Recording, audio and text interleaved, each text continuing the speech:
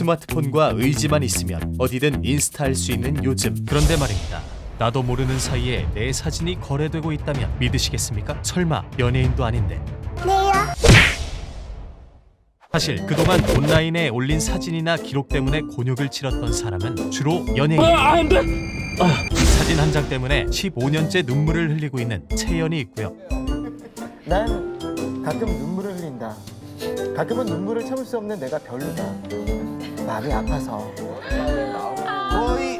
지금도 중2병이라 불리는 한때의 허세 아이콘 장근석도 있죠. 사실 인맥이 그리 넓은 편은 아니다. 나는 히딩크 감독님과 전화 통화를 해본 적이 있고. 그 정도는 위트 있게 넘어가 줄 수 있잖아. 하지만 최근 스마트폰 보급률과 SNS 이용 인구가 늘어나면서 일반인들도 온라인 속 사진이 도용되는 등 피해가 급증하고 있습니다.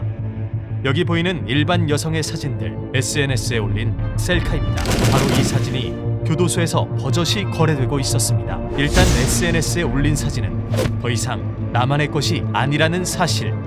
한 자산관리사는 본인 SNS에 올린 사진이 단순 도용을 넘어 수천만 원의 금융 사기에, 최근에는 마스크 사기에까지 이용되었다고 하니 정말 심각한 문제입니다. 국내에서만 이런 피해가 발생할까요? 내 셀카가 바다 건너 다른 나라에서도 사용되고 있다면요. 화장품 광고는 애교죠. 가본 적도 없는 외국 성형외과 광고까지 내 얼굴이 무단 도용되고 있다고 합니다. SNS 활동이나 온라인 기록으로 고통을 겪는 일은 우리나라에만 있는 것은 아닙니다. 기억도 나지 않을 만큼 오래전에 올린 사진 한 장이 결정적인 순간 당신의 발목을 잡는다면. 2006년 미국 펜실베니아주의 스테이시는 졸업을 하루 앞두고 대학 측으로부터 교육학 학위를 수여받을 수 없다는 이야기를 듣게 됩니다. 교사가 되겠다는 사람이 품이 떨어지게 이런 사진이나 찍고 당신은 교사가 될 자격이 없어. 바로 SNS에 올린 이 한 장의 사진 때문에 말이죠. 스테이시가 올린 사진의 제목은 술 취한 해적. 친구들과 함께한 술자리에서 장난으로 올린 사진 한 장 때문에 4년 동안 준비했던 스테이시의 교육학 학위와 교사 자격증은 날아갑니다. 미성년자도 아닌 대학생이 술 마신 사진 한 장 잘못 올려서 4년을 날렸으니 얼마나 억울했을까요? 사진 제목을 술 취한 해적이 아니라 억울한 해적으로 해야 하지 않을까요? 누구나 쉽게 정보에 접근할 수 있다는 것이 바로 인터넷의 가장 큰 장점. 그러나 좋아요를 받기 위해 올린 사진 한 장, 관종의 삶에서 빠질 수 없는 인증샷이 업로드되는 순간 흑역사 생성.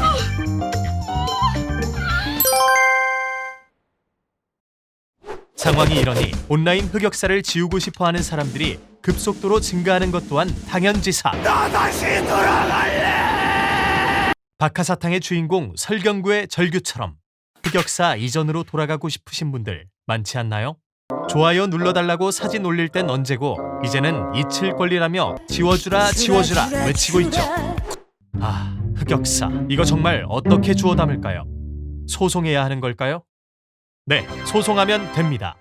나도 모르게 내 사진이 온라인상에서 도용되고 있다. 바로 신고각이죠. 내 사진 도용에 대한 저작권법 위반으로 신고하고 손해배상도 청구할 수 있습니다.